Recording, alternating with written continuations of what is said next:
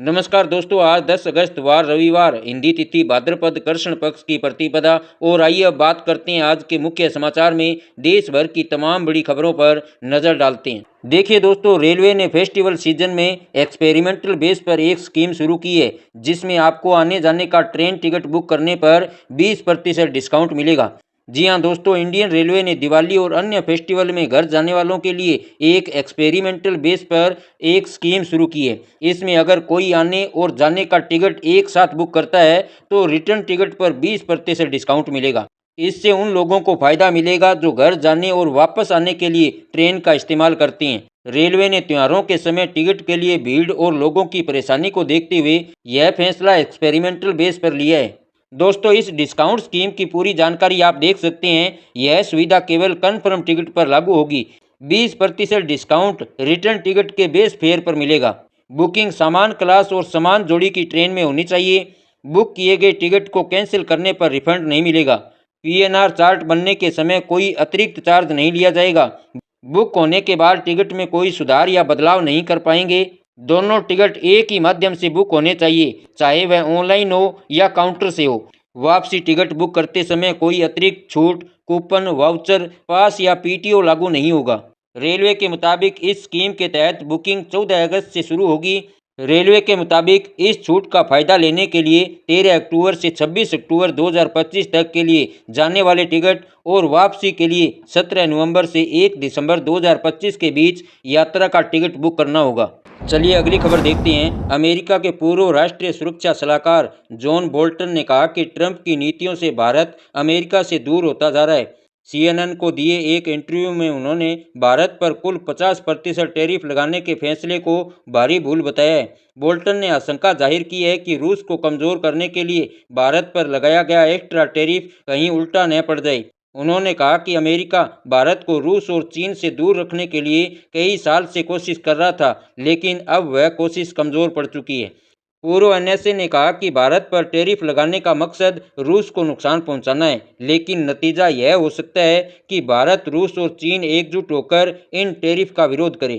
चलिए अगली खबर देखते हैं। दिल्ली एनसीआर में तेज बारिश जारी है। दिल्ली के जेतपुर थाना इलाके में शनिवार दोपहर घर की दीवार गिरने से 8 लोगों की दबकर मौत हो गई। पुलिस के मुताबिक हादसे में कई लोग घायल भी हुए हैं। रेस्क्यू ऑपरेशन जारी है। तो वहीं हिमाचल प्रदेश के कुल्लू के सरोद नाले में बादल फटा है। गनीमत रही कि घटना में किसी को चोट नहीं आई, लेकिन सरोद नाले से सटे बरोगी नाले का वाटर लेवल बढ़ गया है। लैंडस्लाइड के चलते चंडीगढ़ मनाली हाईवे भी बंद है। तो वहीं उत्तर प्रदेश में इस सीजन मानसून मेहरबान है। लगातार बारिश से नदियां और नाले उफान पर है। अमरोहा में 3 दिन की लगातार बारिश के बाद एक बाइक सवार पर जर्जर मकान ढह गया। चलिए अगली खबर देखते हैं। अमरनाथ यात्रा का समापन शनिवार को छड़ी मुबारक के पवित्र गुफा मंदिर पहुंचने के साथ हुआ। पारंपरिक तरीके से महंत दीपेंद्र गिरी की अगुवाई में सैकड़ों साधुओं के साथ विशेष पूजा की गई। इसके बाद भक्तों को साल के अंतिम दर्शन कराए गए। अमरनाथ यात्रा 3 जुलाई से शुरू हुई थी और भारी बारिश के कारण रास्ते खराब होने की वजह से 3 अगस्त से ही रोक दी गई थी। इस साल 4 लाख से भी ज्यादा श्रद्धालुओं ने अमरनाथ गुफा में दर्शन किए, जबकि पिछले साल 5 लाख से ज्यादा श्रद्धालु पहुंचे थे। चलिए अगली खबर देखते हैं। जम्मू कश्मीर में कुलगांव के अखल जंगल में जारी एनकाउंटर में 2 जवान शहीद हो गए हैं। इलाज के दौरान लांस नायक प्रीतपाल सिंह और सिपाही हरमिंदर सिंह की मौत हुई है। आपको बता दें दोस्तों कि ऑपरेशन अकल 1 अगस्त से जारी है। इसमें 2 अगस्त को 2 आतंकियों के मारे जाने की खबर आई थी, जबकि अब तक 9 जवान घायल हो चुके हैं। इनमें से ही 2 की मौत हुई है। चलिए अगली खबर देखते हैं। कोलकाता के आरजीकर हॉस्पिटल में ट्रेनी डॉक्टर के साथ रेप और मर्डर की घटना को 1 साल हो गया है। मामले में न्याय की मांग को लेकर भाजपा और डॉक्टरों ने नबन्ना अभियान रैली निकाली। इस दौरान पश्चिमी बंगाल पुलिस ने भाजपा नेताओं को रोकने के लिए बैरिकेड्स लगाए। नेता प्रतिपक्ष शुवेंदु अधिकारी, विधायक अग्निमित्र पोल समेत 20 विधायक और अन्य प्रदर्शनकारियों ने बैरिकेड्स हटाने की कोशिश की। इसके बाद पुलिस ने प्रदर्शनकारियों पर लाठीचार्ज किया, लेकिन अभ्या को न्याय नहीं मिला है। यह रैली ममता बनर्जी के खिलाफ है। उन्होंने सारे सबूत मिटा दिए हैं। हम उनके इस्तीफे की मांग करते हैं। तो वहीं पीड़िता की मां ने आरोप लगाया कि राज्य सचिवालय तक मार्च के दौरान महिला पुलिसकर्मियों ने उनके साथ मारपीट की। उन्होंने दावा किया कि पुलिस ने मुझे धक्का दिया और जमीन पर गिरा दिया। चलिए अगली खबर देखते हैं। भारतीय वायुसेना के सौतेली मां को पेंशन लाभ देने से इनकार करने के मामले में सुप्रीम कोर्ट ने सुनवाई की है। सुप्रीम कोर्ट ने कहा कि पेंशन योजनाओं में मां और जैविक मां में अंतर नहीं किया जाना चाहिए। कोर्ट ने कहा कि हर मामले को उसके विशिष्ट तथ्यों के आधार पर देखा जाना चाहिए और यह तय किया जाना चाहिए कि बच्चे के जीवन में मां की भूमिका वास्तव में किसने निभाई। आपको बता दें कि साल 2010 में वायुसेना ने अपीलकर्ता का विशेष पारिवारिक पेंशन का दावा खारिज किया था। मामले की अगली सुनवाई 18 सितंबर को होगी। चलिए अगली खबर देखते हैं। कर्नाटक के टुमकुरू जिले में 42 साल की एक महिला के शरीर के टुकड़े जिले की 10 अलग अलग जगहों पर मिले हैं। 7 अगस्त को लिंगपुरा गांव में एक कुत्ता सड़क पर एक कटा हुआ हाथ खींचते हुए देखा गया। स्थानीय लोगों ने पुलिस को सूचना दी। कुछ ही दूरी पर एक और हाथ प्लास्टिक की थैली में लिपटा मिला। इसके बाद पुलिस ने तलाशी अभियान चलाया, जिसमें पुलिस को कई जगहों से महिला के शरीर के अन्य हिस्से बरामद हुए हैं। इसमें आंतें, पेट के अंग, एक पैर और खून से सनी थैलियां शामिल थी। चलिए अगली खबर देखते हैं। सुप्रीम कोर्ट ने एयर इंडिया की सुरक्षा और रखरखाव मानकों की स्वतंत्र जांच की मांग वाली जनहित याचिका को खारिज कर दिया है। इसमें याचिकाकर्ता ने सुप्रीम कोर्ट के रिटायर जज की अध्यक्षता में कमेटी बनाने और ICAO से मान्यता प्राप्त अंतर्राष्ट्रीय एजेंसी से एयर इंडिया की फ्लीट का ऑडिट कराने की मांग की गई थी। चलिए अगली खबर देखते हैं। उत्तराखंड में 5 अगस्त को बादल फटने के बाद हरसिल में आई बाढ़ से यहां एक झील बन गई है। वहीं धराली गांव में मलबे में दबे लोगों को खोजने का काम शुरू हो गया है।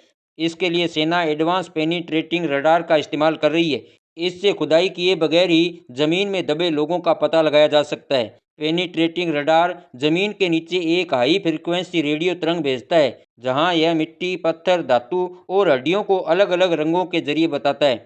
इसके जरिए जमीन के नीचे 20 से 30 फीट तक फंसे लोगों या शवों की पहचान की जा सकती है। चलिए अगली खबर देखते हैं। पंजाब में ड्रग्स और हथियारों की तस्करी पर पूरी तरह नकेल कसने के लिए आम आदमी पार्टी सरकार ने 3 anti drone system Punjab police के सुपुर्द कर दिए हैं।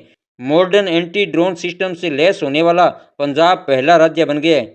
इसका औपचारिक उद्घाटन तरन तारण में आम आदमी पार्टी के सुप्रीमो अरविंद केजरीवाल और मुख्यमंत्री भगवंत मान ने किया। संबोधन करते हुए केजरीवाल ने कहा कि पंजाब में कुछ समय पहले तक नशा सबसे बड़ी समस्या थी। पिछली सरकारों ने तस्करों से मिली भगत कर पंजाब के घर घर में नशा पहुंचा दिया। हालात यह थी कि लगता था पंजाब पूरी तरह से बर्बाद हो गया है, लेकिन हमारी सरकार आने के बाद हमने नशे के खिलाफ युद्ध छेड़ दिया। चाहे वह कितना भी बड़ा मंत्री हो, अफसर हो या तस्कर, हमने किसी को नहीं बख्शा।